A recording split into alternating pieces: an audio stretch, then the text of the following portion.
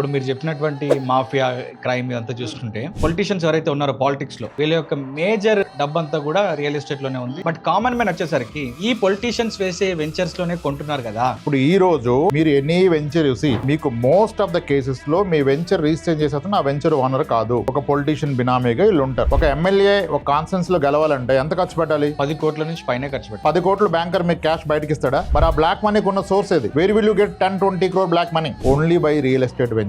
Venture వేస్తే నేను దాన్ని ముక్కలుగా చేసి గజం 7,000కు అమ్మితే రిజిస్ట్రేషన్ 1000 రూపాయలకి జరిగితే 6,000 బ్లాక్. ఇదే కదా biggest thing in life. Me life time earning లో 80% రియల్ ఎస్టేట్ లో పెట్టి కూర్చున్నారు. రేపు అవసరం ఉంటే అది రాదు. ఇక్కడ ఒక క్వశ్చన్ సార్, ఇవన్నీ కొనొద్దని చెప్పి లాస్ట్ కి మీరు మ్యూచువల్ ఫండ్ అని చెప్పి తీసుకొస్తారు ఆడికి. మ్యూచువల్ ఫండ్ అనేది మన కంటికి కనబడని విషయం, ల్యాండ్ అనేది మన కంటి ముందు కనబడుతుంటది. అన్ని తిప్పి లాస్ట్ కి మ్యూచువల్ ఫండ్ లో పెట్టమని చెప్పి తీసుకొస్తారు. అంటే మీకు బిజినెస్ ఉంది కాబట్టి ఇలా చెప్తున్నారు కదా.